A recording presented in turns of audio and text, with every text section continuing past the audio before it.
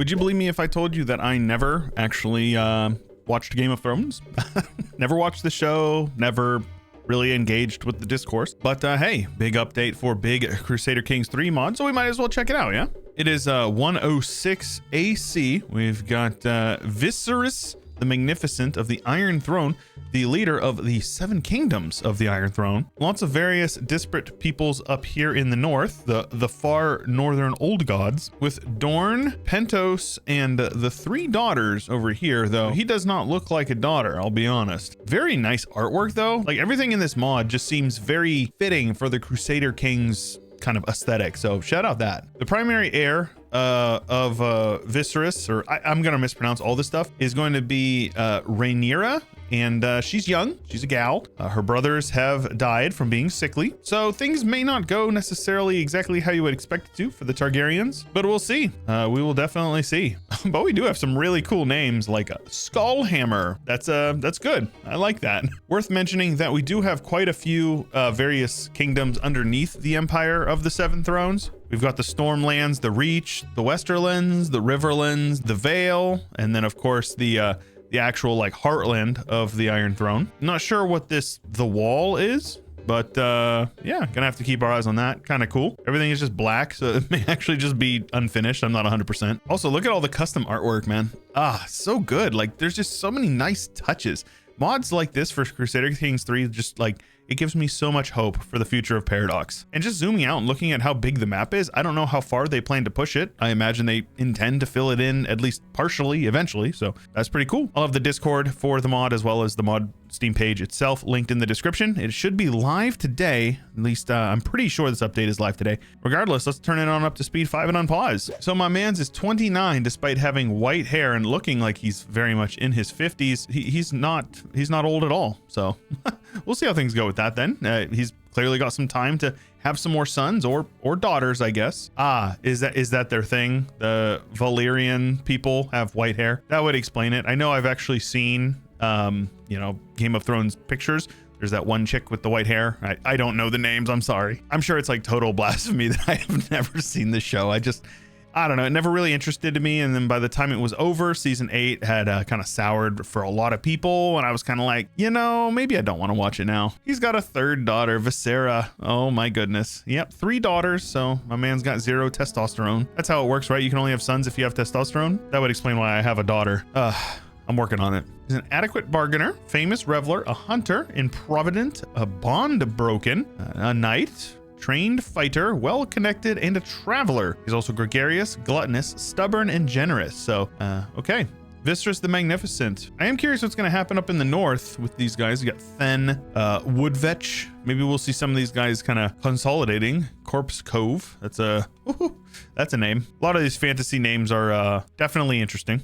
Looks like 3 daughters got all of these guys under their possession here. Oh my gosh, that armor is crazy. Look at that. That is so cool. So yeah, these people just have crazy colored hair. That's what I'm getting from that. Faith of Rohler.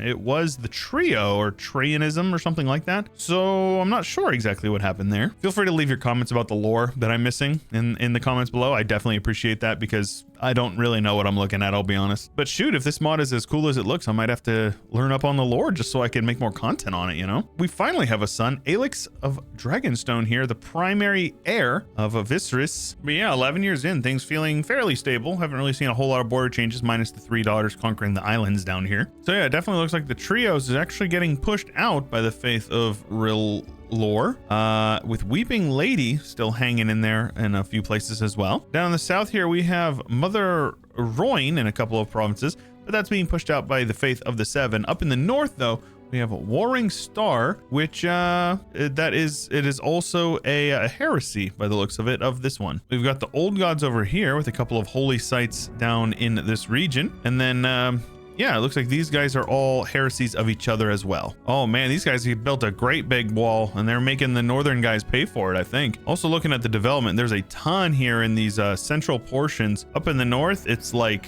non-existent. This is all tribal. Over here, I think these guys are even like a borderline republic. Free city is what their title is. Down here is feudal, but also not a whole lot of dev. We had yet another sister die. Viscera had died as a she died from spotted fever, apparently. Goodness gracious, they cannot catch a break. But don't worry, Rayla of the Iron Throne has arrived, and now they're back to 4 kids, I guess. 4 of 7 though. That is not a good look. Alex here is an impatient, brave, curious lad. We'll see how things go with him. Oh my goodness. Okay. He was traveling here, and now he is ill and wounded. His health is fine, apparently. He's got a sponge on a stick, and he's got some ongoing heartbreak. Not sure what that's about, but yeah, I'm sure he'll be fine. Up in the north, this first forest is growing. It looks like Gleaming Plains over here, gaining a little bit of steam. So we very well may see somebody unite the tribes of the Northmen. That would be kind of cool. But I'm just really interested to see what happens after the death of Viserys, if things fall apart or not, because he's grown. He had like 25,000 before. Now he's up to 34,000 troops. Granted, it's like almost exclusively levies, but still, it's a lot of troops. When you compare it to 27,000 down here, which is also a crazy amount, 11,000 and 11,000 over here. Bro, these people's hair is crazy. That is fabulous. Oh, and we've got a civil war going on over here. Looks like a Liberty War, which I assume is just about reducing crown authority. Yeah, autonomous vassals. Yikes, that would be bad for them. I have to keep an eye on that one. And a 51-year-old scarred leader. Looking good, man. Son looking mega handsome. A profligate, irritable, curious squire. Very good. He's also gotten deceitful, so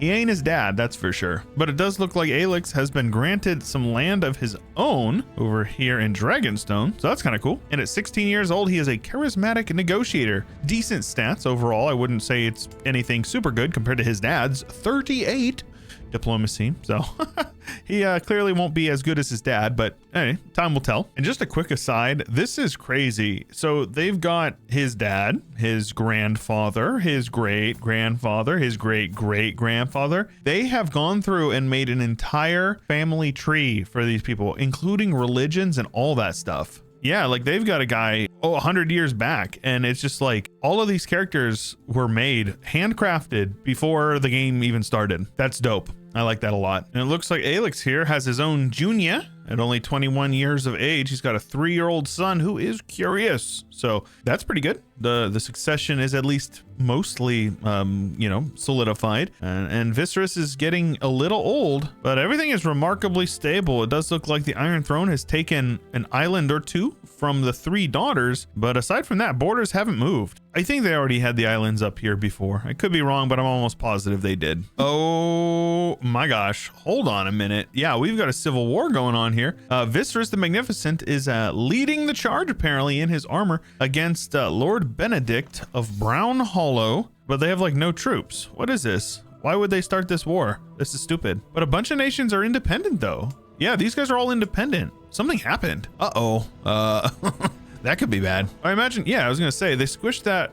What happened, dude? That is so weird. None of those guys were at war with him. Man, I really don't understand CK3. That's goofy. I got excited. I thought we were seeing some borders splitting up. We've got a second son over here for Alex. The White Flame is a crazy name. The Silver Flame for the little sister. Hold on a minute. Hold on a minute. My man's is 100% married to his sister. Oh, okay.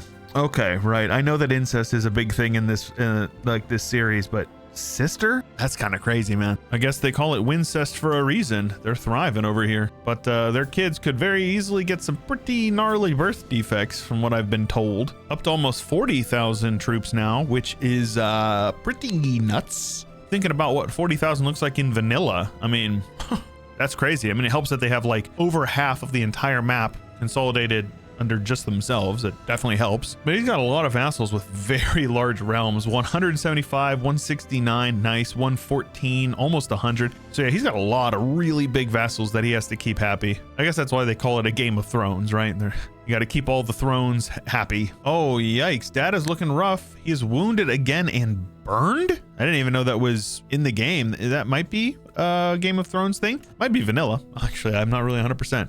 Doesn't seem to affect his health, which is interesting, but wounded definitely does. Okay, he's in poor health, but he's not necessarily dying yet. And there it is. Viserys has drunk himself to death, and the crown has passed on to his son Aelix, King Aelix of the Iron Throne, with his queen, the Silver Flame, his older sister. Doesn't seem to have too many issues. He inherited a very large retinue. Tagging in as him, it seems that his subjects are all quite happy, so he seems to have inherited a very stable realm from what I can tell. Now, having multiple sons, stuff is probably, no, it doesn't split up. It all goes to his oldest son. Interesting. So maybe we won't see any stuff with the, realm. I don't know. I feel like that's kind of the point of the game. Curious what happens if there's anything splitting up. That would be cool to see. All right. Things are still pretty calm, honestly. There's not a whole lot of war, minus the first forest getting very big up in the north with the frozen shore, the only major nation to be able to contest them. Meanwhile, the Targaryens are, they're growing. We've got Alex Jr., the poet. We've got the son, I don't even know that name, the Sleeping Dragon. We got another son here, Vagan. We have a fourth son, Baylor, and they all are going to have unpressed or implicit claims on their father's realm. So hopefully we'll see at least a little bit of claim pushing. That would be very cool to see. Though with 40,000 troops and 4 owned dragons, I don't know what that means, but that sounds a little spooky. And he is near death with a wound. He is wounded, and he's an adulterous murderer. Aelix the Fire, you've had a good go at it. His sister wife was executed by the owner of this island over here, so that's pretty sad. Rip her. But now he's married to this beautiful little blue hair girl who's 41, the merciless, I guess. But yeah, it does look like he will outlive all of his children except for her. She died very young, which is more than can be said about his father, who outlived only, I think, 4 of his kids of his 7. So yeah, you'll have that sometimes. And there it is, at the ripe old age of 69, he dies of old age, passing the crown on to Aelix II, the poet. And it does look like he's got a daughter who fell from a dragon, apparently, and his son was incinerated. Oh my gosh, what a way to go. So yeah, this dragon here burned him. That's pretty nuts, actually. They got whole ass mechanics in this mod that I've never even heard of. Now, Aelix II here does have multiple siblings that all have pressed claims on his land. It does look like he had another sibling who was from his second wife. Oh, right. You can click this button. So yeah, he had 2 children die. I said 1. 2, but the one that really matters is him. Very handsome lad, might I add. The way that they manipulated the DNA for the characters in this mod are top notch. But Aelix III, the fiery dragon here, the handsome, badly burned lad, checks out. There's a lot of burns in this family, like most of them. Most of his siblings are burned. He's betrothed to his sister, who is 10 years his senior. Aelix II actually didn't marry any siblings. He married a Velaryon, who my understanding is they're just basically a duchy within, the capital region. So yeah, that makes sense. Oh, but yeah, so Aelix, his son, is married to his oldest daughter. So yeah, the amount of incest in this mod is crazy, bro. And I'm not talking kissing cousins. I'm talking straight up like siblings separated by a couple of years. We've got the War of Pike going on over here. Numbers are very much still in Aelix's favor. We do have something going on over here. 10,000 troops for the Reach. Yeah, I really don't understand how this works. Why are they showing as independent despite not being involved in the war? And they will almost certainly rejoin when that all happens. I don't understand that. If somebody could please explain, I would appreciate that. A casual 93,000 troops goes down to 61. So I assume they were hiring some mercenaries. But yeah, it's safe to say the Targaryens are realistically too big to fail in the start date here. I think it was like 108, I want to say. I'm not sure exactly. Borders have been remarkably stable down here. I think they took like 1 province here. These guys took a couple of provinces over here. Maybe some land has been split between the Pentos and the 3 daughters, but for the most part, very stable. Religions are, for the most part, very stable as well. Almost 100 years in, though I think that these guys, no, this is what they followed before as well. Yeah, I don't know. We're gonna let it go a few decades. I'd love to see a little bit of intrigue between the brothers, but it's not looking like it's gonna happen, sadly. Everybody has 100 opinion of them. So it seems it's like too stable to fail. Yep, he didn't last long. He committed Rip that guy. His son, the fiery dragon, fiery indeed, badly burned lad. So the Targaryens had 8 living members in the beginning. Now they're up to 41. They are a fabled dynasty. So that's pretty cool. Minus 95% inbreeding chance. That would explain the Wincest. Yeah, his siblings all like him, as do his uncles, so I really don't see him being overthrown. So yeah, I don't know if I'm just not getting it or what. I mean, I think this mod is incredibly well done. It's very clean. If this was just released as a standalone, I would believe that this was, you know, a CK3 themed game around a Game of Thrones. But yeah, I'd be lying if I said I was hoping for a little more chaos than we got. If I did something wrong, let me know in the comments below. I will happily play a game in this mod if people are interested in it. You know, just let me know in the comments below as well. If you enjoyed the video, make sure you leave a like on it, and don't forget to subscribe and ding the bell so you get notified when these videos go up live. Thanks for watching to the end. You are a Giga Chad. I respect you, and I'll see you in the next one.